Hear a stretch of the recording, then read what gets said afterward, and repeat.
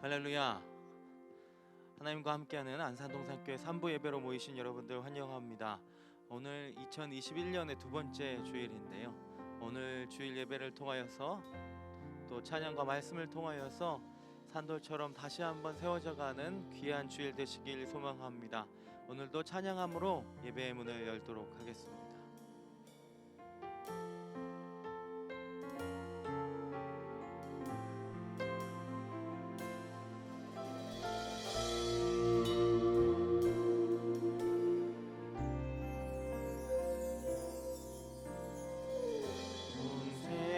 주인 되신 주님이 우리 위해 이 땅에 오셨네.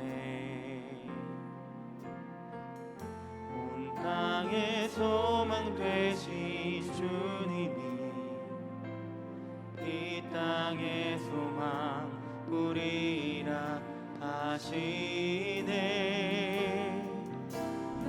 택한 족속 왕같은 제사장 거룩한 나라 그의 소유된 백성이라시네. 너희 택한 족속 왕같은 제사장 거룩한 나라 그의 소유된 백성이라시네.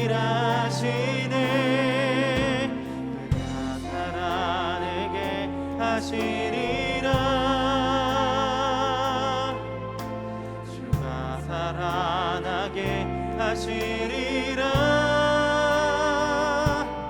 어둠 속에서 불러내어 귀한 빛으로 들어가게 하시니. 그가 살아내게 하시리라. 주가 살아나게 하시리라. 그의 아름다운 덕 선포하며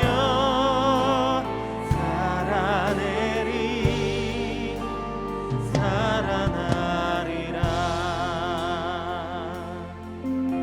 우리 처음부터 고백합니다. 온 세상 주인 되신 주님이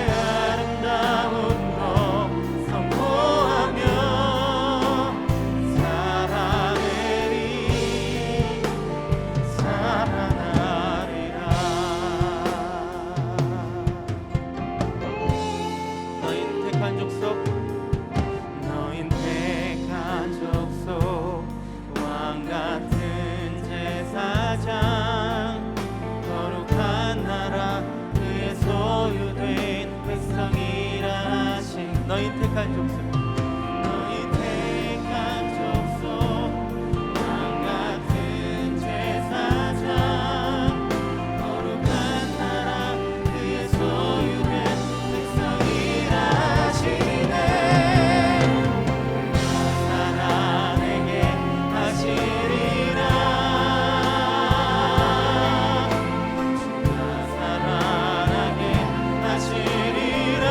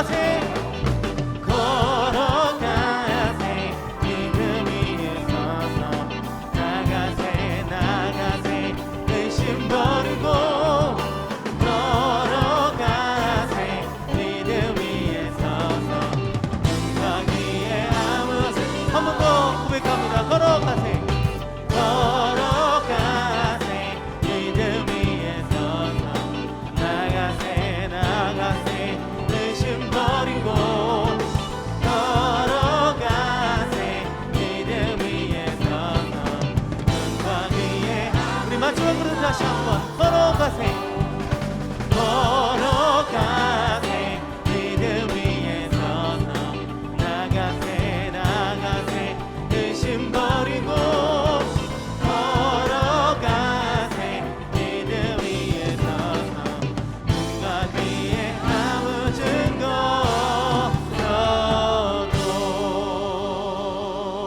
없어도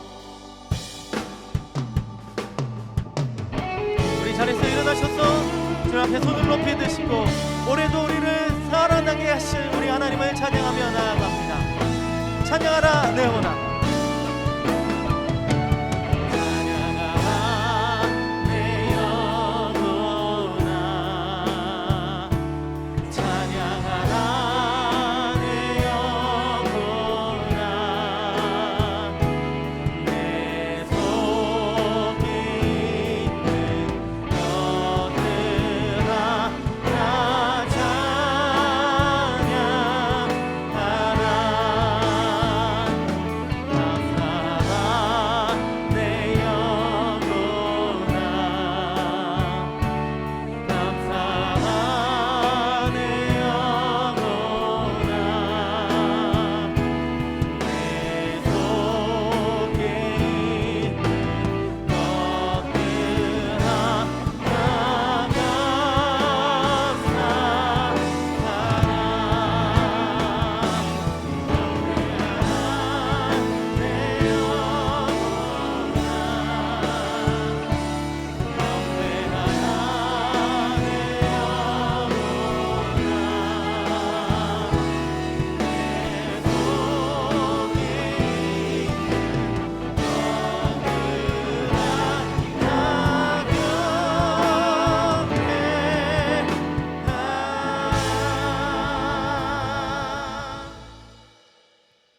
다 하나님은 영이시니 예배하는 자가 영과 진리로 예배할지니라. 아멘. 다 함께 사도신경으로 우리의 신앙을 고백하겠습니다.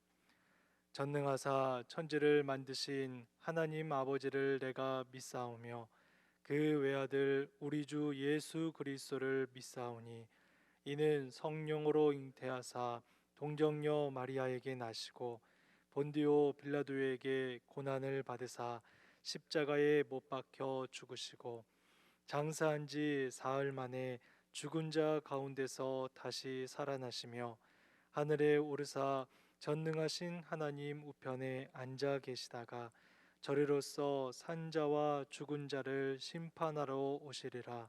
성령을 믿사오며 거룩한 공예와 성도가 서로 교통하는 것과 죄를 사하여 주시는 것과 몸이 다시 사는 것과 영원히 사는 것을 믿사옵나이다. 아멘. 다 함께 자리에 앉으셔서 찬양하겠습니다.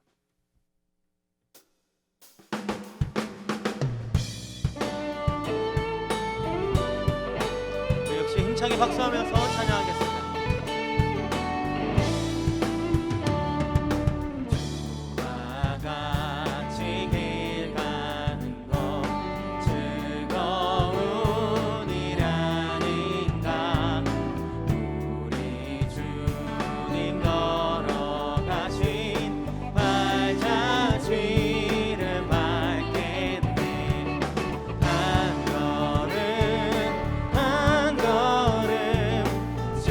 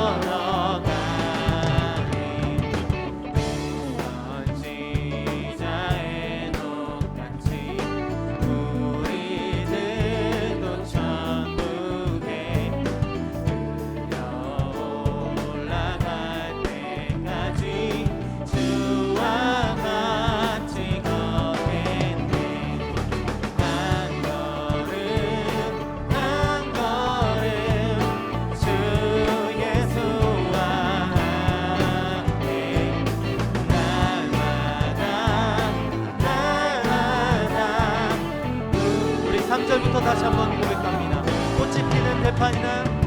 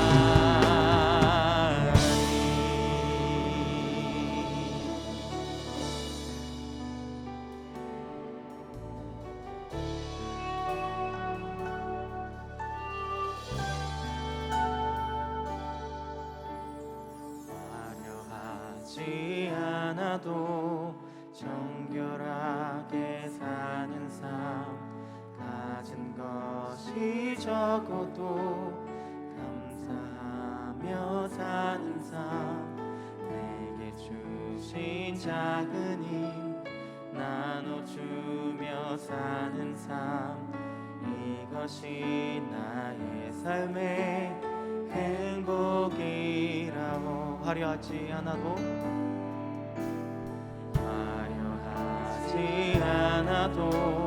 정결하게 사는 삶, 가진 것이 적어도 감사하며 사는 삶, 내게 주신 작은 힘 나눠주며 사는 삶, 이것이 나의 삶의 행복이라고.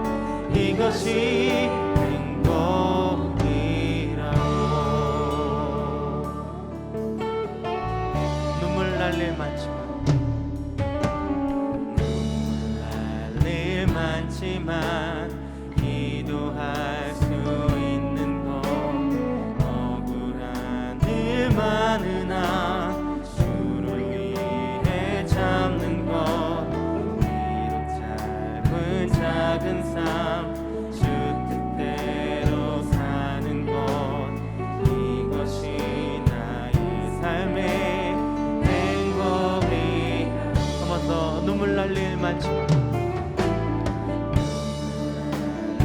많지만 기도할 수 있는 것, 억울한 일 많으나 주를 위해 참는 것, 비록 짧은 작은 삶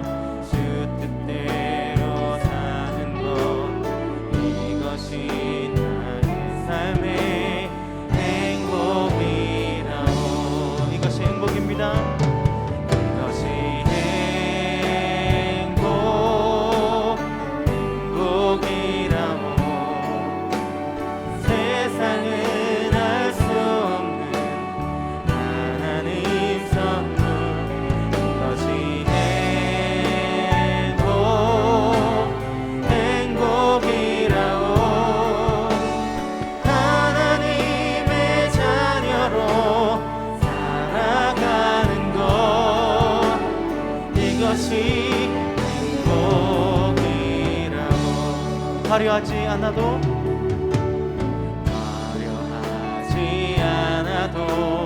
정결하게 사는 삶, 가진 것이 적어도 감사하며 사는 삶, 내게 주신 작은 힘 나눠주며 사는 삶, 이것이 나의 삶의 행복이라오.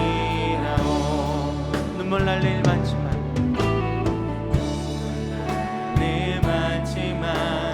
기도할 수 있는 것, 억울한 일 많으나 주를 위해 참는 것, 이렇게 작은 삶 주 뜻대로 사는 것, 이것이 나의 삶의 행복이라오.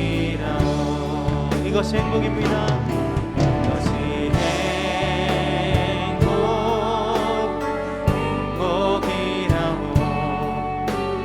세상은 알 수 없는 하나님 선물, 이것이 행복이라오. 하나님의 자녀로 살아가는 것, 이것이 행복이라오. 이것이 행복.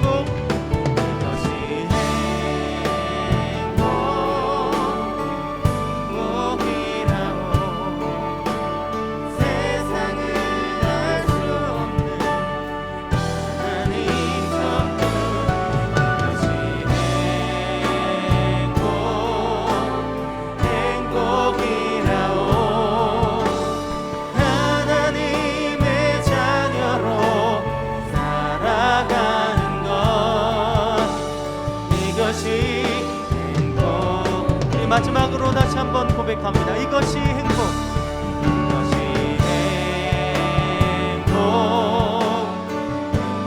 행복이라고. 세상은 알 수 없는 하나님 선물, 이것이 행복이라고. 하나님의 자녀로 살아가는 것, 이것이 행복이라오. 이것이 행복이라오. 이것이 행복이라오.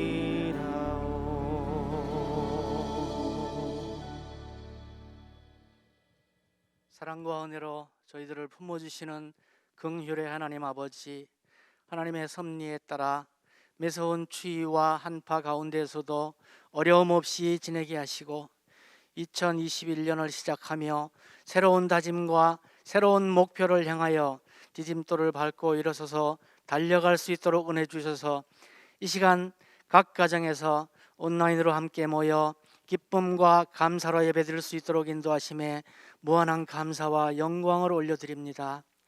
하나님의 지극하신 사랑에도 불구하고 저희들의 영과 육이 너무나 나약하여 세상의 갖가지 유혹이나 난관에 부딪히며 쓰러지고 넘어지는 존재임을 고백하며 회개하오니 주님의 보혈의 피로 깨끗하게 씻어주시기를 간절히 기도드립니다.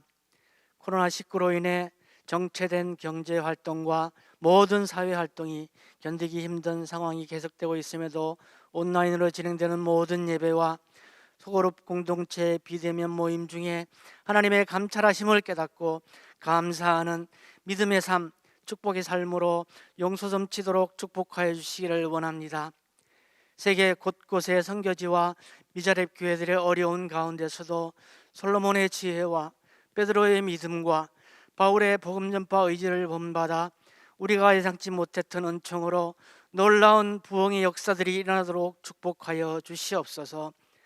또한 각국의 자국 우선주의에 따른 사회, 경제, 문화적 복잡 미묘한 현안들과 불안과 초조, 수렁과 공포의 상태의 연속이지만 이 땅의 수많은 성도들이 한마음으로 외치는 기도 소리에 응답해 주셔서 각국의 위정자들을 통하여 한 마음으로 하나님의 섭리에 부합된 국제적 현안들을 채택할 수 있도록 인도하시고 지혜롭게 모든 어려운 난국을 잘 헤쳐나갈 수 있도록 인도하여 주시옵소서. 오늘 저녁부터 3일간 매이지 않는 복음 위에 세워지는 교회라는 주제로 진행되는 2021년 신년 부흥에 함께 하셔서 강사 목사님의 말씀에 힘과 축복의 은혜가 넘쳐나도록 인도하시고 말씀을 받는 모든 성도들이 복받치는 은혜에 감사가 넘쳐나는 부흥회가 될 수 있도록 축복하여 주시옵소서. 사랑의 주님, 특별히 어려움에 처한 고통받는 성도들의 기도 소리에 응답하여 주시기를 원합니다. 힘들고 어려운 일이 있을지라도 기도는 반드시 응답받는 확실한 약속의 말씀임을 깨닫고 개인과 가정과 셀과 공동체의 모든 기도 제목들이 하나하나 응답받고 성령 충만한 감사의 간증이 넘쳐나도록 은혜 내려 주시옵소서. 또한 예배를 위하여 곳곳에서 섬기는 보이지 않는 손길들 위에 일일이 자비로운 은혜로 축복하셔서 언제나 소망과 찬양의 간증이 넘쳐나는 복된 삶이 되도록 축복하여 주시옵소서. 이 시간 단위에 세워주신 김성겸 담임 목사님의 산돌로 세워져가는 가정의 말씀을 선포하실 때 은혜를 사모하는 저희들이 세상의 빛과 소금의 역할을 감당하기 위해 부족함이 없는 귀중한 말씀으로 선포되어지도록 인도하여 주시옵소서. 이 시간 영과 진리로 드려지는 아름다운 예배를 흠양해 주시기를 원하오며 예수님의 이름으로 간절히 기도드리옵나이다. 아멘.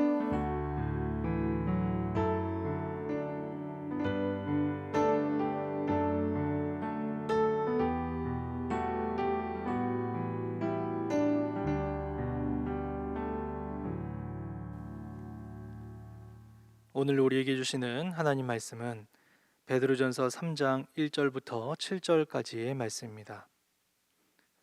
베드로전서 3장 1절부터 7절까지의 말씀, 신약성경 379쪽에 있습니다. 찾으신 말씀을 한 절씩 교독하며 읽도록 하겠습니다. 아내들아, 이와 같이 자기 남편에게 순종하라.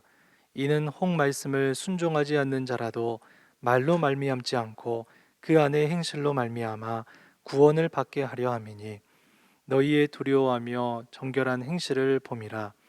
너희의 단장은 머리를 꾸미고 금을 차고 아름다운 옷을 입는 외모로 하지 말고 오직 마음에 숨은 사람을 온유하고 안정한 심령에 썩지 아니할 것으로 하라.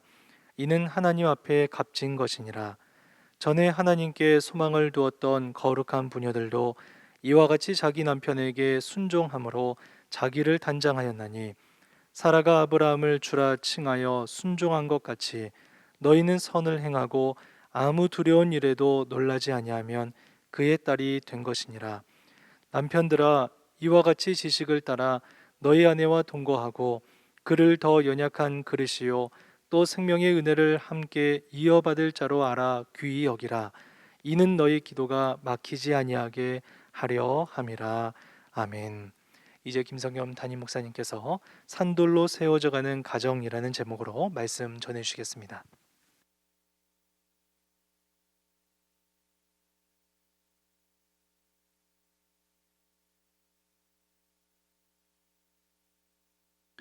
(2021년 1월) 두 번째 주일 예배 함께하고 계시는 성도님들 주님의 이름으로 환영하고 축복합니다.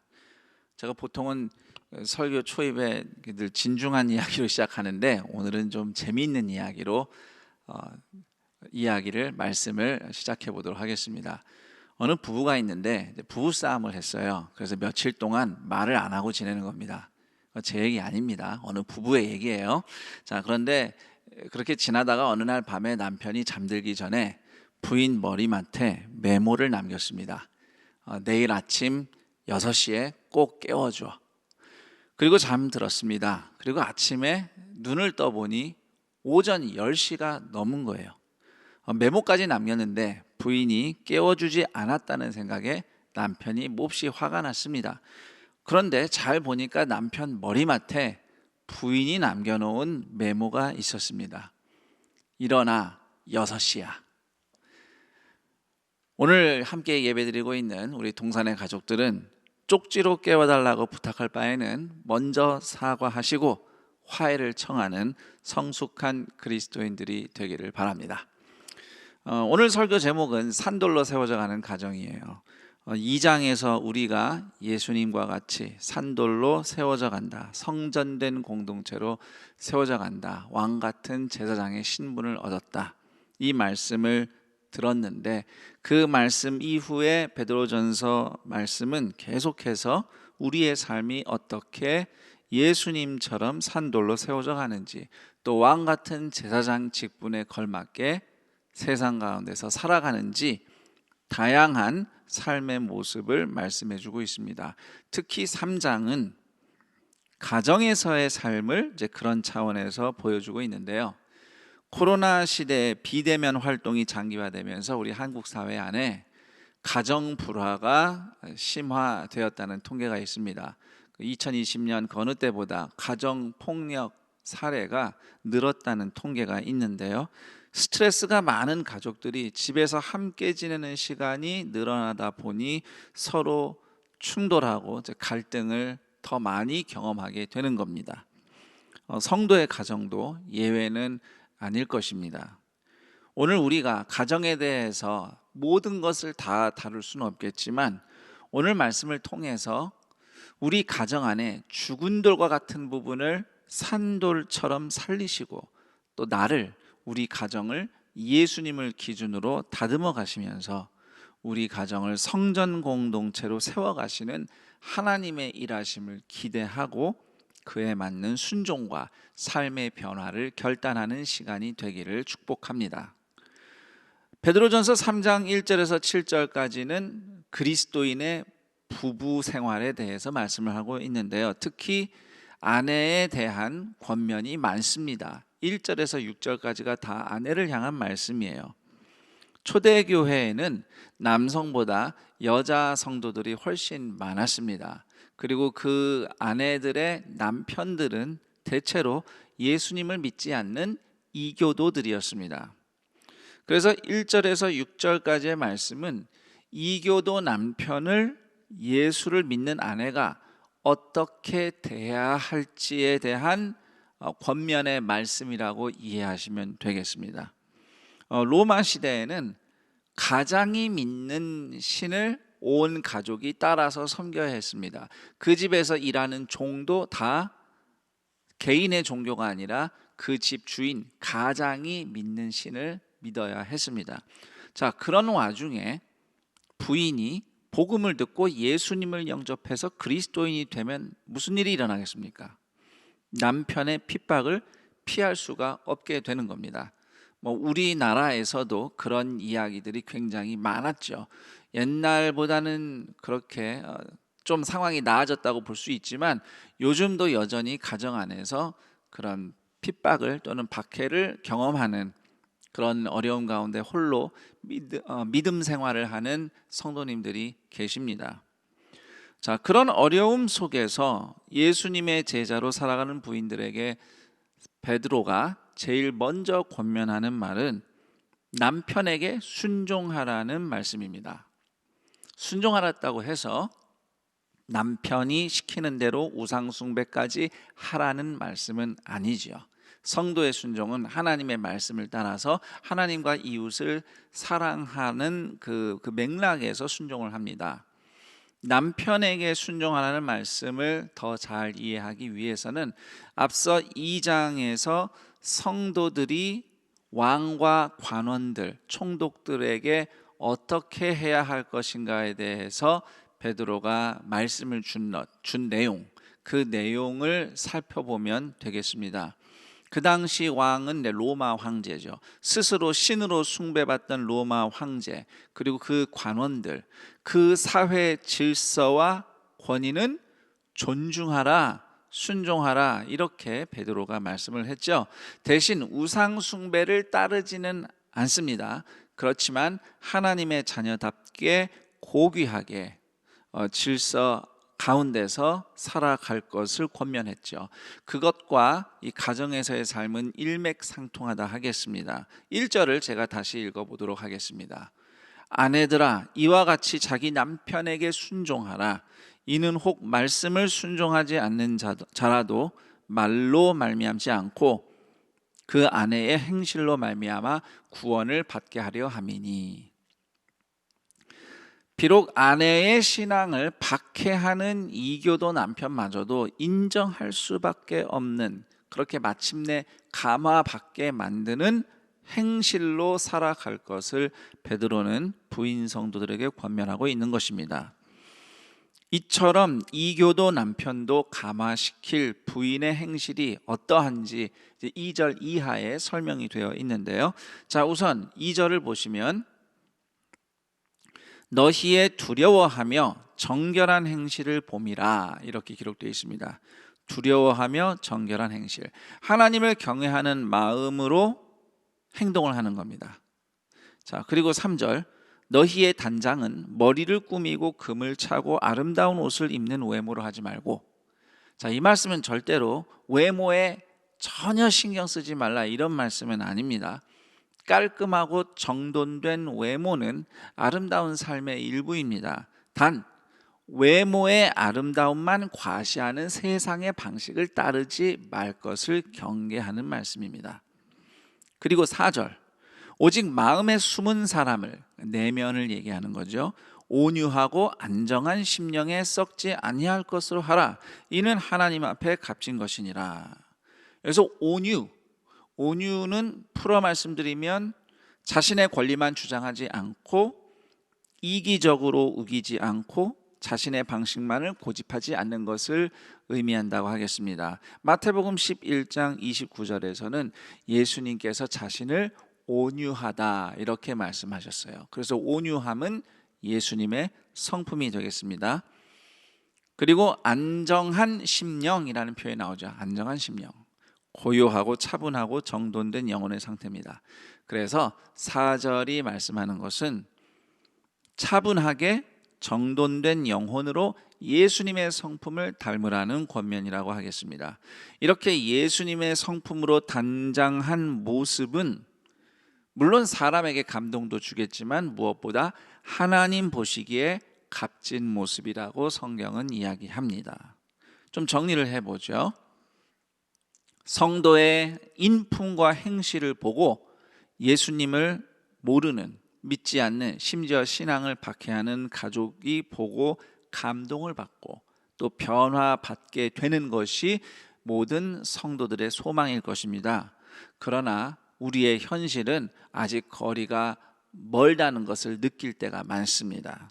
내가 이렇게 노력하는데도 가족의 변화가 보이지 않을 때 가족들이 나의 이런 수고를 몰라주고 또 몰라준다고 생각하니까 서운하고 화가 날 수 있어요. 그렇지만 우리 가족은 내가 변화시킬 수 있는 것이 아닙니다. 그것은 성령님이 하실 일이죠.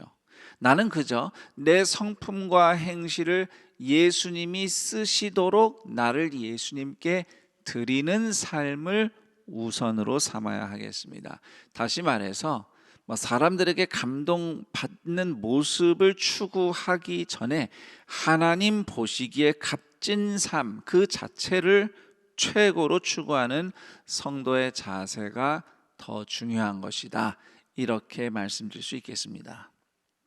그리고 오늘 말씀에 이제 5절 6절로 넘어가 보면 구약 시대의 여성들, 특히 아브라함의 아내 사라의 이야기를 들려줍니다. 사라가 남편에게 순종함으로 자기를 단장했다. 또 선을 행하고 두려운 일에도 놀라지 않았다. 이렇게 말씀하고 있는데요. 이 평가는 사라의 일생 전반에 대한 평가일 수도 있습니다만 베드로전서 3장의 배경은 예수를 믿는 아내가 믿지 않는 남편에게 부당한 대우를 받는 상황입니다. 그러니까 남편에게 부당한 일을 당하는 상황을 상정해 보면 사라 역시 남편인 아브라함에게 부당한 일을 당했다는 것을 우리가 성경을 통해서 확인하게 됩니다. 아브라함의 가족이 이제 가나안 땅에 가뭄이 들었을 때 가뭄을 피하기 위해서 한 번은 이집트로 또 한 번은 이스라엘 서해안 남부에 블레셋 사람들이 모여 살던 그랄 땅이라고 하는 곳으로 이주했던 적이 있습니다. 그리고 그곳에 갔을 때마다 아브라함은 사라가 부인이 아닌 여동생인 것처럼 연기를 했어요. 또 사라한테 그렇게 말하라고 요구도 했고요.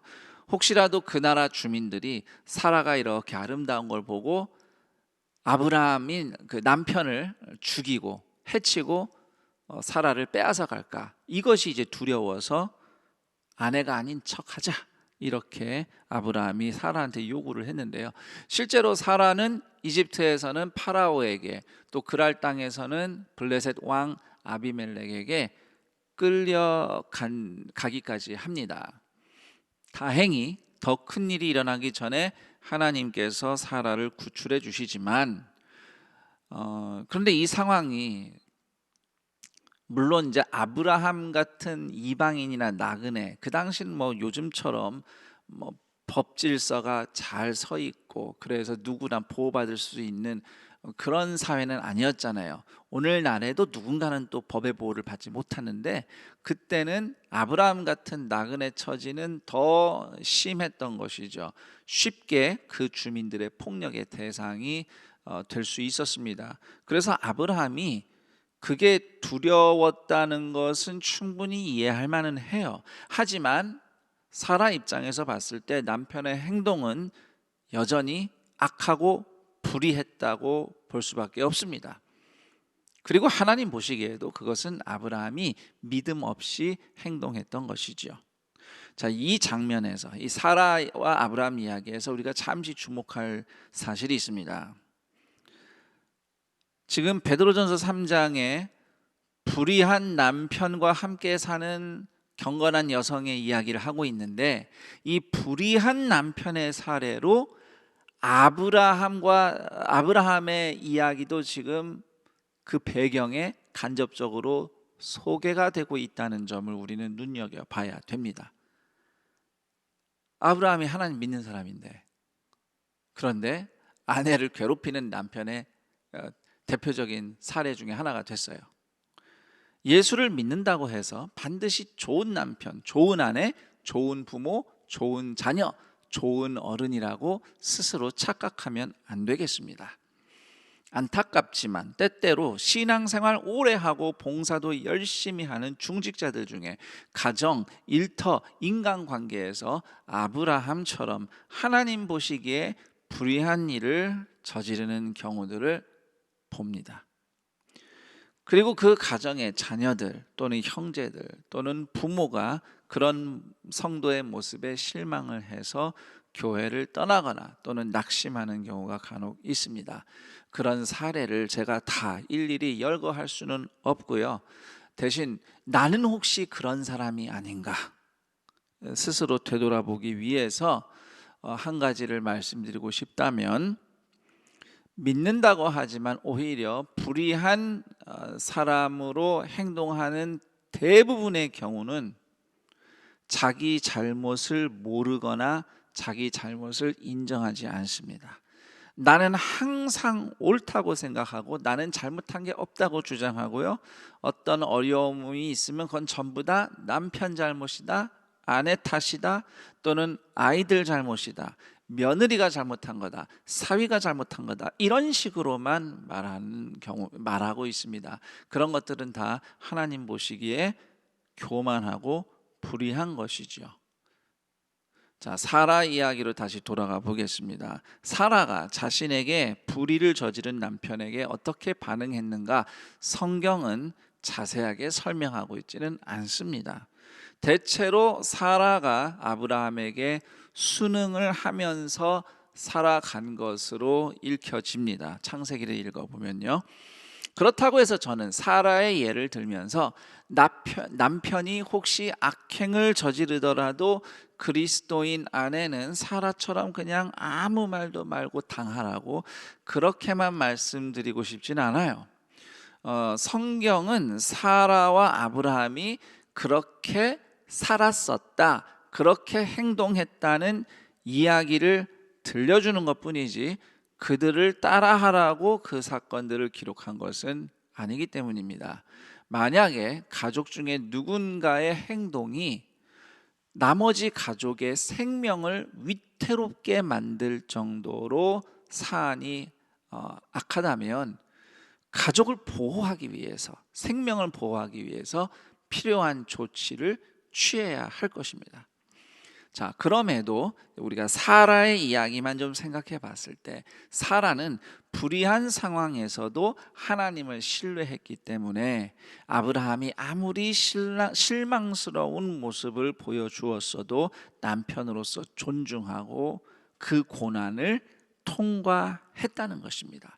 그리고 그런 사라를 베드로전서 3장 6절은 악한 상황에서도 순종과 선행으로 담대함으로 살아간 성도의 모범으로 소개를 하고 있는 것이죠. 자, 여기까지가 믿는 아내에 대한 권면의 말씀이고요. 이제 7절에는 예수를 믿는 남편을 향한 권면이 나옵니다. 남편으로서 아내를 어떻게 대할 것인가 말씀하고 있는데, 고대 사회에는 앞서 제가 좀 말씀드렸지만 남편이 믿는 신을 온 가족이 믿었다고 그랬잖아요. 그래서 남편이 예수님을 믿으면 당연히 부인과 자녀들, 온 가족이 예수님을 믿는다고 전제하는 것이 맞습니다. 그래서 7절 말씀은 앞에서는 예수를 믿지 않는 남편과 살아가는 예수님을 믿는 여성들을 향한 권면이었다면 7절 말씀은 사실상 부부가 다 예수를 믿는 관계에서 남편이 어떻게 행동해야 되는가, 이런 상황이라는 것을 이해할 수 있습니다. 7절을 제가 다시 읽어보도록 하겠습니다. 남편들아, 이와 같이 지식을 따라 너희 아내와 동거하고. 자, 여기서 예수님을 믿는 남편은 지식, 곧 복음을 따른다, 이렇게 말씀하고 있어요. 조금 더 풀어 말씀드리자면 예수 그리스도를 통해서 왕 같은 제사장이 되었다는, 이 새로운 신분을 받았다는 지식을 따라서 아내와 동거하는 겁니다. 함께 하는 거죠. 자, 에베소서 5장에도 부부에 대한 말씀이 나오는데 그 말씀을 좀 참고해 보면 아내와 동거하라, 함께 하라는 베드로전서 3장 7절의 말씀은 책임지고 십자가 지는 남편의 자리를 지키라는 말씀이라고 다시 설명드릴 수도 있겠습니다. 조금 더 구체적으로 두 가지로 말씀드리자면, 아내와 동거하라는 것은 첫 번째로는 아내와의 사랑의 관계에 헌신해서 아내를 함부로 버리지 마라, 이런 의미가 우선 있는데요. 로마 시대, 우리나라도 옛날에 그랬지만 그 당시 하나님을 모르는 남편들은 아내를 쉽게 버리고 자기가 원하는 여자를 새로 부인으로 맞이하는 일들을 서슴지 않았습니다. 예수님을 믿는 제자들은, 남편들은 절대 그렇게 하면 안 된다라는 것을 우선 베드로전서가 정확하게 말씀하고 있는 거고요. 그리고 또 아내와 함께 동거하라 했을 때는 집안의 모든 상황을 아내 탓이나 자녀 탓으로 돌리지 말고 오직 남편과 아버지, 가장이 책임을 져라, 남편으로서 아버지로서 책임져라, 이런 의미가 담겨 있는 권면이라고 하겠습니다. 그리고 7절 뒷부분에 더 보시면 이렇게 적혀 있죠. 그를 더 연약한 그릇이요 또 생명의 은혜를 함께 이어받을 자로 알아 귀히 여기라. 자, 예수님 안에서는 남편이나 아내나 남자나 여자나 모두 다 하나님 나라를 상속받는 동등한 상속자입니다. 대신 아내가 남편보다 더 연약한 그릇임을 알아야 한다고 성경은 말씀하는데, 자, 여자가 남자보다 더 연약하다고 말했다고 해서 또 요즘에는 또 이런 얘기를 들으면은 여성을 비하했느냐 뭐 했느냐 또 이렇게 오해하실 것 같아요. 절대 그런 발언이 아니고, 보편적으로 신체 조건이 남자보다는 여자가 더 약하잖아요. 신체적으로 봤을 때 남자가 더 힘이 세요. 그런 맥락에서 아내가 더 연약한 그릇이다, 성경이 그렇게 묘사를 한 겁니다. 자, 그런데 또 우리가 주목할 것은 아내를 그냥 연약한 그릇이라고 표현하지 않고 더 연약한 그릇, 그러니까 비교해 봤을 때 더 연약한 그릇이라고 해요. 누구와 비교해서요? 남편과 비교했을 때 더 연약하대요. 그러니까 이 말씀의 큰 전제는 뭐냐면요, 남편도 연약하고 아내도 연약한 거예요. 그러니까 둘 다 연약한 존재예요. 그런데 아내가 조금 더 연약해요. 남자가 좀 아무래도 물리적으로 힘이 더 세기 때문이죠. 그래서 우리는 이 대목에서 두 가지를 생각해 봐야 됩니다. 우선 첫 번째는 남편은 내가 집에서 제일 세다고 교만하면 안 됩니다. 물론 또 목사님 요즘에 누가 집에서 저기 힘센 척하는 이 상황 파악을 못하는 남편들이 있겠습니까? 뭐 이렇게 혹시 생각할지도 모르겠지만 그래도 간혹 그런 남자들이 있어요. 내가 제일 세다 과시하는 사람들. 밖에서는 사실 비굴하게 지냅니다. 그런데 집에 와서는 힘을 쓰면서 군림하고 그렇게 교만한 남편들이 간혹 있어요. 자, 심판 받기 전에 회개하시고 집안의 진짜 가장이 하나님이심을 기억하시기 바랍니다. 그리고 하나님 앞에서는 아무리 내가 힘세다고 자부해도 결국 나도 연약한 사람인 거예요. 그래서 특히 우리 남편분들, 우리 남자들은 나는 연약하다, 하나님의 도움이 필요한 연약한 존재다, 이것을 겸손히 인정하고 십자가를 잘 지는 남편들, 또 아버지들, 가장들이 되기를 축복합니다. 자, 그리고 두 번째로 아내가 더 연약하다 했을 때는 아내는 보물처럼 귀하게 대해야 할 존재다라는 의미가 담겨 있는 겁니다. 아내가 더 연약하다고 했을 때는 귀하고 아름답기 때문에 조심해서 다룰 대상이라는 의미가 있는 것이죠. 여러분, 값비싼 물건 또는 보물 흠집 나지 않도록 조심해서 다루지 않습니까? 마찬가지 원리가 되겠습니다. 사실 7절 말씀은 이 원리를 남편이 아내를 대하는 태도로만 적용하지만 사실 성도라면 누구나 가족을, 서로를 이런 자세로 대할 필요가 있습니다. 우리 가정의 진짜 가장이신 하나님을 기억함으로써 서로를 하나님 나라를 동등하게 이어받는 은혜의 기업을 이어받을 존귀한 소중한 보물 같은 상속자로 대하는 동산의 가족들이 되기를 축복합니다. 자, 여기까지 우리가 오늘 말씀을 좀 살펴봤습니다. 우리 중에는 이 베드로전서 말씀처럼 비그리스도인 가족과의 관계에서 고충을 겪으면서 또 한편으로는 우리 가족이 예수님을 만나서 구원받기를 원하는 간절한 기도로 살아가는 성도들이 많이 있다는 것을 알고 있습니다. 또는 온 가족이 예수님을 믿지만 서로 달라서 갈등하는 경우도 또한 적지 않지요. 어떤 경우에든 내가 옳다는 생각으로만 가족을 함부로 대하지는 않았는지 되돌아보았으면 합니다. 설령 가족이 여러분에게 정말 원수처럼 행동한다 하더라도 예수님 말씀을 기억해 보세요. 원수를 사랑하라. 내 가족이 정말 왼수다 싶으면 그때는 원수를 사랑하라는 예수님의 말씀에 순종해야 함을 우리가 잊지 않았으면 합니다.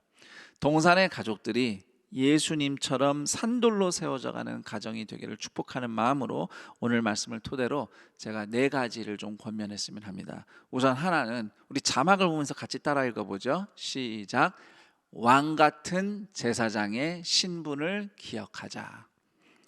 가족 안에서 아무리 부당함을 겪더라도 가족이 하나님께 나아와서 회복되고 또 구원받기를 기도하며 섬기는 제사장이 바로 나다. 나는 그런 제사장과 같은 희생하는 사랑의 예배를 드리는 예배자로, 섬기는 자로 하나님이 나를 세우셨다. 이 믿음을, 이 하나님의 부르심을 확신하시기를 권면합니다. 그리고 두 번째, 다시 한번 우리 자막을 보면서 읽습니다. 나 자신을 예수님의 성품으로 단장하자. 혹 신앙이 없는 가족들, 부족하든 신앙이 없든, 그래서 믿는 사람 눈에 볼 때 참 거슬리는 게 많은 가족을 쉽게 마귀, 죄인 취급하는 그런 영적인 교만은 저지르지 마시고 그 가족을 긍휼히 여기면서 예수님처럼 온유와 선행으로 섬기는 제사장 직분을 잘 감당하시기를 부탁드립니다. 예수님의 성품으로 내가 단장할 때에, 온유함과 선행으로 단장할 때에 내가 제사장직을 잘 수행할 수 있음을 잊지 않으셨으면 좋겠어요. 자, 세 번째, 다시 한번 자막을 보고 읽습니다. 예수님의 다스리심을 신뢰하자. 가족 안에 어떤 어려움이 있더라도 예수님이 다스리고 계심을 신뢰하세요. 주님이 거기 계신다 믿으십시오. 그리고 질서와 혼돈을 분별하십시오. 자, 혼돈은 무엇인가? 예수님을 따라서 선하게 대했는데 막상 가족들에게 아직 변화가 없을 때 내가 이렇게 열심히 수고했는데 왜 이 모양인가? 라는 생각에, 원망에 빠져서 혹시라도 가족들과 자꾸 부딪히게 된다면, 가족들을, 그 믿지 않는 가족들을 자꾸 마귀라고, 죄인이라고 내 마음에 규정하게 되고 비난하면서 같이 맞서 싸우면 그게 혼돈입니다. 물론 저는 가족의 죄와 어둠을 외면하고 그냥 덮고 넘어가라는 말씀을 하는 것은 아닙니다. 그러나 비난하고 비방하기보다는 그럼에도 우리 가족을 향한 하나님의 뜻이 있다. 우리가 결국은 함께 생명의 은혜를 이어받을 사람이다. 이런 마음으로 존중과 예의를 놓치지 않고 가족을 대해야 됩니다. 존중과 예의는 손 위의 사람에게만 행하는 것이 아닙니다. 내가 손 위 사람이라도 손 아래 가족에게, 자녀들에게, 누군가에게 존중과 예의를 갖추는 것이 예수님의 성품으로 단장한 성도의 모습입니다. 그렇게 존중과 예의로 대하고 가족의 연약함을 십자가 지듯이 용납하고 인내하며 섬기는 길을 택하는 것이, 그것이 사랑의 질서인 것이죠. 예수님의 다스리심을 신뢰함으로 혼돈이 아니라 사랑의 질서를 따라 행동하는 동산의 가족들이 되기를 축복합니다. 그리고 이제 마지막으로 네 번째, 다 함께 화면을 보면 읽습니다. 그 누구보다 하나님이 값지게 보시는 삶에 집중하자. 내가 이렇게 하면 가족들이 감동받겠지, 이 계산부터 하면 낙심하기가 쉬워요. 그러면 이제 아까 말씀드린 혼돈에 빠지는 거죠. 그보다는 하나님 보시기에 값진 삶을 살겠다, 여기에 우리의 초점이 있었으면 합니다.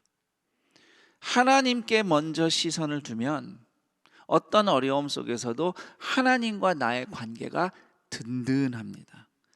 하나님과의 관계가 든든한 나의 모습을 통해서 하나님이 어떤 분이신지 분명히 드러나게 돼 있어요. 그리고 아직은 하나님을 모르고 때때로 예수를 믿는 여러분을 혹 아프게 하는 그 가족도 분명히 여러분을 통해서 하나님의 영광을, 그분의 은혜를 목격하게 될 겁니다. 몇 년 전에 우리 안산 동산교회에 등록한 한 가정이 있습니다. 어머니와 두 자녀가 함께 사는 가정이에요. 어머니는 시각장애인이고요. 그 가정에는 제가 개인사이기 때문에 자세히 말씀드릴 수는 없지만 여전히 회복을 위해서 씨름해야 할 정도로 큰 아픔을 겪었던 적이 있는 가정입니다. 그러나 안산 동산교회 공동체를 만나서 신앙생활하고 또 양육을 받으면서 이러한 상처로부터 조금씩 회복이 되어 갔고, 우리 어머니 성도는 시각장애에도 불구하고 직업을 가지고 생계를 이어갑니다.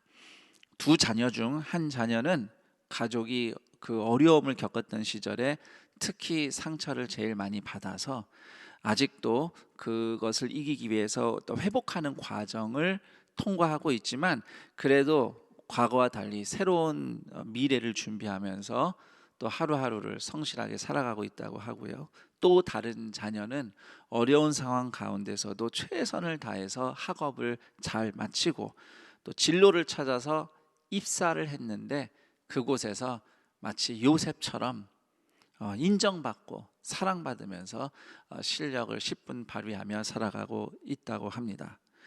힘들었지만 그래도 이제 돌아보면 여기까지 인도하신 하나님이 참 감사하고 또 이 힘든 세월을 믿음 안에서 잘 살아준 자녀들이 고맙고 자랑스럽다고 어머니 성도는 고백을 합니다.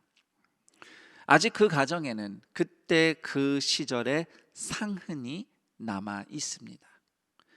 하지만 부활하신 예수님의 손과 발의 못자국이 오히려 예수님의 부활을 강력하게 증거하듯이 그 가정에 아직 남아있는 상처의 흔적은 오히려 그 가정이 오늘 부활하신 예수님과 함께 살아내고 살아나고 있다는 강력한 증거라고 저는 확신합니다.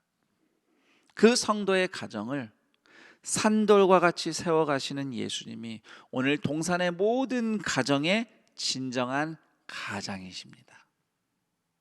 어떤 어려움과 연약함과 아픔이 사연이 있을지라도 주님은 여러분의 가정의 가장으로 함께 하시며 여러분을 예수님처럼 왕 같은 제사장으로 세우셨음을 믿으시기를 축원합니다.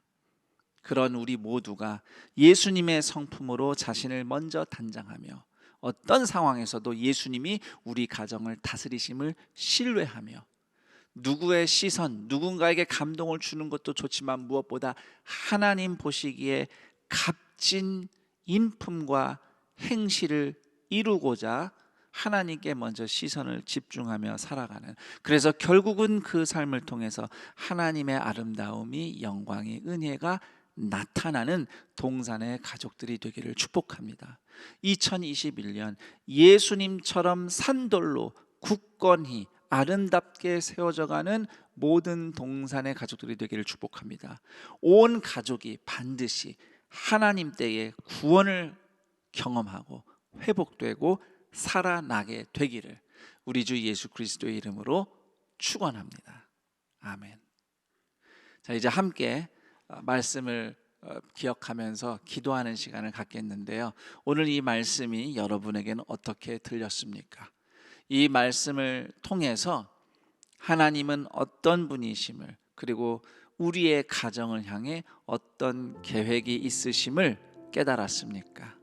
그렇게 배우고 깨달은 것, 또 내가 되돌아보고 회개한 것으로 순종을 결단하며 기도할 텐데, 우리 성도님들의 기도를 돕기 위해서 제가 3가지 질문을 준비해 보았습니다. 우선 첫 번째 질문은, 십자가 지신 예수님의 마음과 달리 가족을 소중히 여기지 않거나 함부로 대했던 일은 무엇인가? 혹시 그랬던 때가 기억이 난다면 이 시간 겸손히 회개하고 누구의 잘못을 먼저 따지기 전에 내가 저렇게 함부로 행동했습니다 라는 부분을 먼저 회개하며 또 용서를 구하며 화해하는 자리까지 나가는 동산의 가족들이 되기를 축복합니다. 두 번째 질문입니다. 왕 같은 제사장으로서 예수님의 성품으로 단장되기 원하는 부분이 있다면 무엇인가? 그리고 세 번째 질문입니다. 산돌로 세워져가는 가정을 위해 오늘 내가 순종할 일은 무엇인가? 가족이 이렇게 저렇게 변해야 돼 라는 요구가 있기 전에 내가 먼저 주님의 성품으로 단장되어 내가 먼저 순종할 일이 무엇인지를 깨닫고 또 결단하며 그대로 살아갈 수 있는 여러분들이 되었으면 합니다. 오늘 말씀으로 깨달은 것, 또 이 기도 질문들을 화면을 보고 다시 한번 생각하면서 다 함께 하나님 앞에 기도하며 나아가도록 하겠습니다. 하나님 아버지, 감사합니다. 우리가 여전히 죄인이고 원수였을 때 예수님께서 십자가에서 죽으심으로 우리를 하나님의 가족으로 삼으셨고 이제 하나님의 가족된 사람들.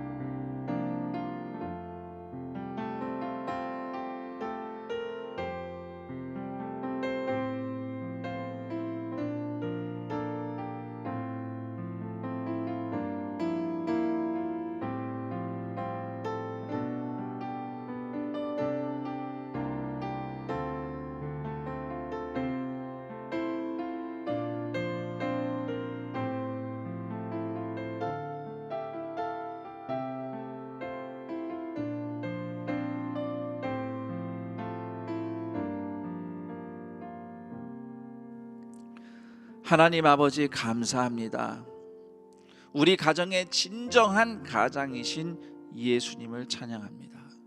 우리가 예수님을 믿는 사람들로서 각 가정마다 왕 같은 제사장으로 세워졌음을 기억하고 그렇게 예수님처럼 희생의 사랑의 예배 섬김을 드림으로써 우리 가족들이 하나님 앞에 더 가까이 나갈 수 있도록 섬기고자 하는 마음으로 내가 먼저 예수님의 성품으로 단장되게 하옵소서. 예수님의 온유하심, 그 평안하심, 그리고 선행으로 우리가 먼저 단장될 때에 비록 그렇게 믿음으로 섬겨도 당장 아무 일도 일어나지 않는 것 같고 변화되는 게 없는 것 같아 실망과 원망이 때때로 우리를 엄습하지만 그럴 때 결코 예수님의 임재와 다스리심을 의심하지 않고 죄와 낙심의 욕심의 분노와 싸움의 그 혼돈에 빠지지 않고 십자가 사랑의 질서를 잘 따라갈 수 있도록 성령께서 오늘 우리를 붙잡아 주옵소서. 그렇게 누구보다 하나님이 보실 때 값진 삶을 이루어갈 때 마침내 우리 동산의 성도님들을 통하여서 하나님의 사랑과 그 은혜가 영광이 드러날 것이며 주님이 구원하기 원하시는 우리 가족들도 주님의 때에 반드시 구원과 회복과 치유를 누리게 되는 산돌로 세워져 가는 가정을 목격하고 경험하는 우리 동산의 모든 성도들 되게 하옵소서. 이러한 믿음으로 주님 앞에 결단하며 예물을 드립니다. 온라인으로 헌금 드립니다. 또 직접 예배 드릴 날을 기약하며 오늘 하나님 앞에 예물을 따로 떼어 놓습니다. 11조 감사 헌금, 또 구제 헌금, 선교 헌금, 장학 헌금, 다양한 목적으로 또 주님을 섬기고자 드리는 예물들 주님께서 기뻐 받으시며 예물 쓰이는 곳마다 그와 같은 하나님의 구원의 사역이 회복의 역사가 나타나게 하시고 드린 손길들 주님 오늘도 기억하사 그들이 이 땅에서 살아가는 동안 오늘도 살아내고 살아나게 하시는 하나님의 보호하심을 갑절로 입게 하여 주옵소서. 우리 주 예수 그리스도의 이름으로 기도드립니다. 아멘.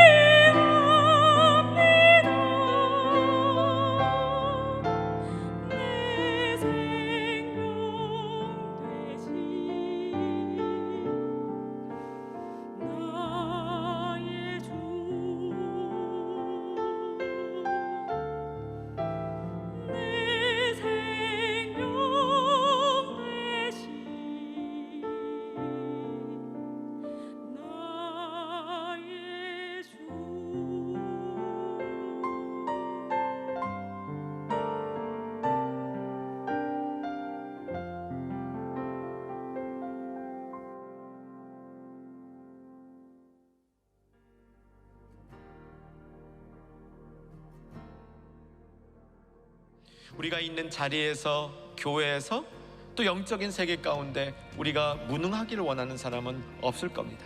성경은 누구로 하여금? 하나님의 사람들로 하여금, 성경을 가지고 있는 성경의 사람들로 하여금 유능해지게 한다라고 이야기하는 겁니다. 여러분, 세상에 유능한 사람 중에 하나님 나라에 유능하지 않은 사람은 많이 있습니다. 그런데 하나님 나라에 유능한 사람은 세상에서 반드시 유능합니다. 여기서 성경이 말하고 있는 하나님의 사람을 유능하게 만드는 것은 하나님에게 속한 사람이 하나님 나라의 일들을 잘 처리함으로 이 세상에서도 온전한 삶의 자리에 설 수 있도록 이끌어 준다는 것이죠.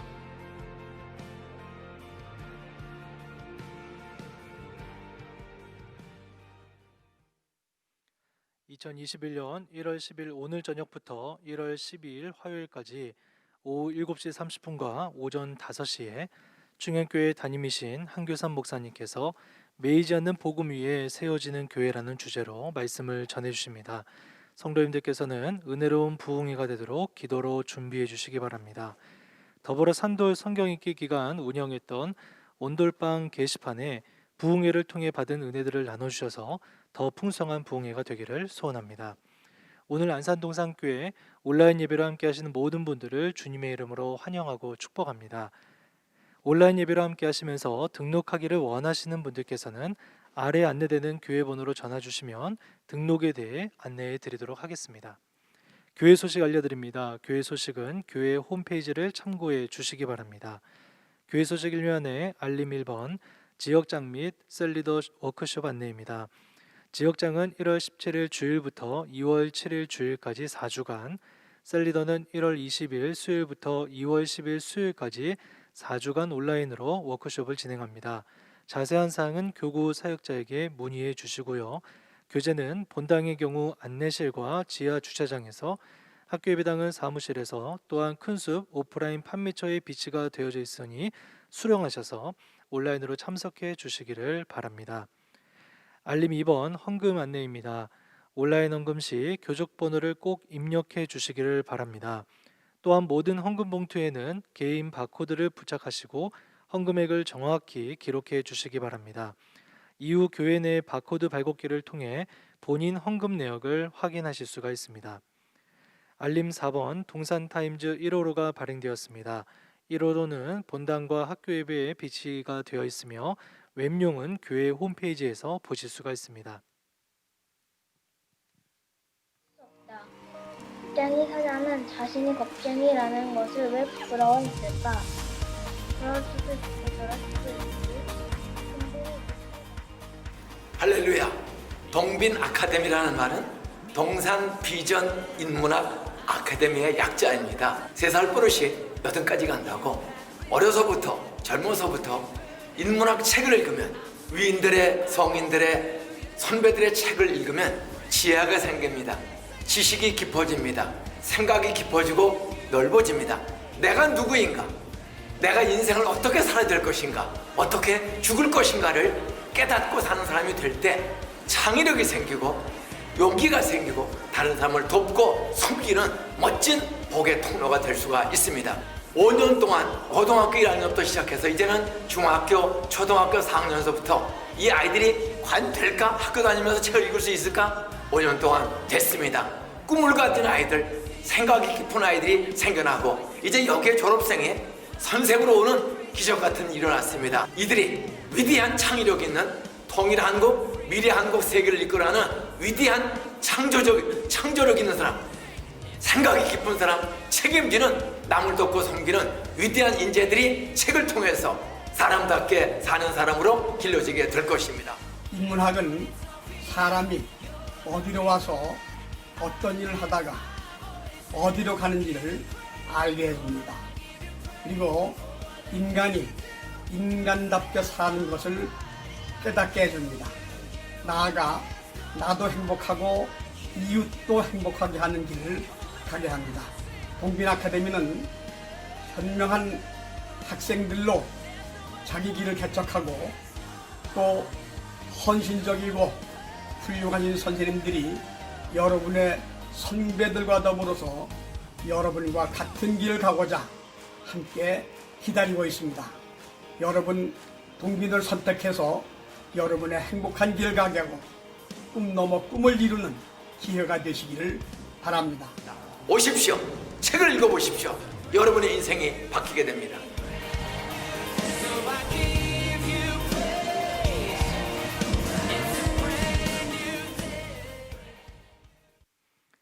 영상을 통해 보신 것처럼 동빈 아카데미에서 초등학생과 중학생 신입생을 모집합니다. 2021년 기준으로 초등학교 4학년 20명, 중학교 1학년 20명을 모집하며 인문학 독서 및 나눔 형식으로 진행됩니다. 접수는 교회 홈페이지에서 신청서를 다운로드 받으셔서 본인이 손글씨로 작성하신 후 이미지 파일을 주보에 기재되어 있는 메일로 보내주시면 되겠습니다. 마감은 1월 18일 월요일 오후 5시까지입니다. 이후 자세한 기간과 시간, 장소는 주보를 참고해 주시기 바랍니다. 이번 주 두 가정에서 결혼 예식이 있습니다. 25교구 윤정현 집사님, 황신혜 집사님 가정, 청년교구 양우준 군과 안신영 양의 결혼 예식이 1월 16일 토요일에 있습니다. 자세한 사항은 주보를 참고해 주시고요. 성도님들의 많은 축하 부탁을 드립니다. 그 외에 임명, 알림, 모집 등은 주보를 참고해 주시기 바랍니다. 다 같이 자리에 일어나셔서 여기 모인 우리를 찬양하신 뒤 임성겸 담임 목사님께서 축도해 주시겠습니다.